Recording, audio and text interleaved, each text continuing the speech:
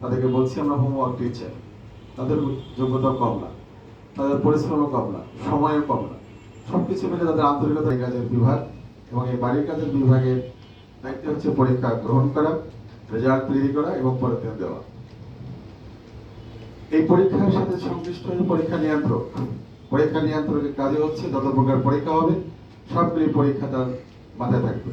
কোন বিভাগ থেকে কি পরীক্ষা নিল, ক্লাস টেস্ট না উইকলি টেস্ট না মান্থলি টেস্ট না মডেল টেস্ট, সবগুলি টেস্টের সংবাদটা পরীক্ষা নিয়ন্ত্রক জানবে এবং সে ম্যানেজমেন্ট করবে।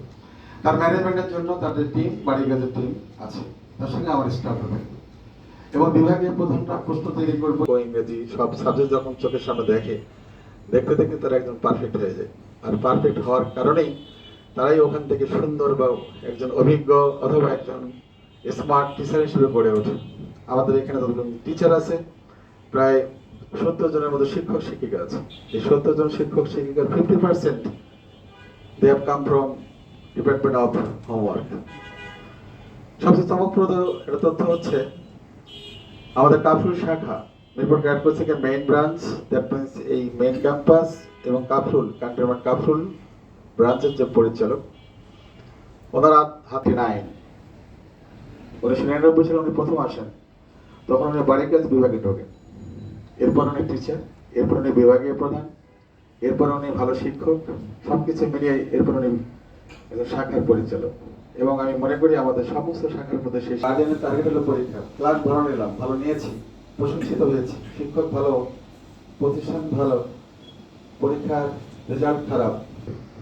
তার পরীক্ষা সুন্দরভাবে নেওয়া এবং সঠিকভাবে নেওয়া এবং সেটা সঠিকভাবে খাতা পর্যবেক্ষণ, তার সাথে রেজাল্ট তৈরি করা, এই দায়িত্ব হচ্ছে এক্সাম কন্ট্রোলার। আপনি হয়তো আপনার জীবনে এখনো আসেনি বা দেখেন নাই, আপনার বয়স যতটুকু দেখতে পাচ্ছি এখানে, তারা হয়তো কম্পিউটার ছাড়া প্রতিষ্ঠান চলে এই প্রতিষ্ঠান দেখার মতো সৌভাগ্য বা সুযোগ এখনো হয়নি আপনাদের, কারণ আপনাদের বয়স তেমন হয়নি এখন।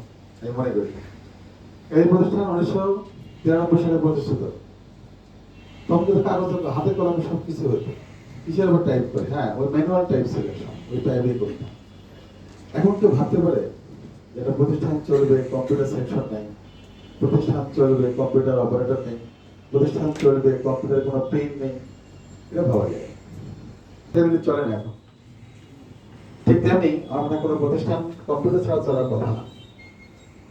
শুধু কম্পিউটার টাইপ করার জন্য না, এখন কম্পিউটার বেস কি নেই, কম্পিউটার ছাড়া কি হবে, ডাটাবেস থেকে শুরু করে আপনার সফটওয়্যার থেকে শুরু করে যত প্রকার অনলাইন কার্যক্রম, যত প্রকার আপনার স্টোর, যত প্রকার আপনার ইনফরমেশন গ্রহণ এবং প্রদান, সবকিছু তো কম্পিউটার।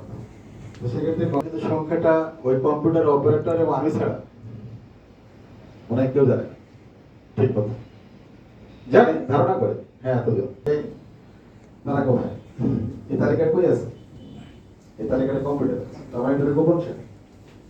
আপনি কত টাকায় মাসে ইনকাম করেন এই কথাটা আপনি জানেন। আর এই দায়িত্বটা পালন করতে গিয়ে যে কাজটা করলে ইরানে এবার বুঝছেন তো, রাতের আধারে ইরানে যেভাবে হামলা করবে, হামলাটা তো করতে পারতো না যদি না ওই রকম দায়িত্বে যারা ছিল তারা যদি কাজটা না করতো। কম্পিউটার শাটডাউন, ইন্টারনেট শাটডাউন, যত প্রকার ইনফরমেশন সেন্টার সব শাটডাউন, অন্ধকার বানাই দিয়ে, যেমন কোথাও যদি হঠাৎ করে লাইট অফ হয়ে দিই, এখন অডিটোরিয়ামে হঠাৎ লাইট অফ হয়ে গেল, একটু অন্ধকারে থাকবে, আমি তো এখান থেকে এখন এটা ছুড়ে পারি, কারো না কারো মাথায় রাখবে, তারপর জানেন না কে ছুটছে, অন্ধকার তো। এই অন্ধকার করার জন্য আপনার একটা সুইচ আছে, এখানে একটা সুইচের দায়িত্ব যে আছে সেখানে বিশ্বস্ত, তাকে সে যদি এখন মনে করে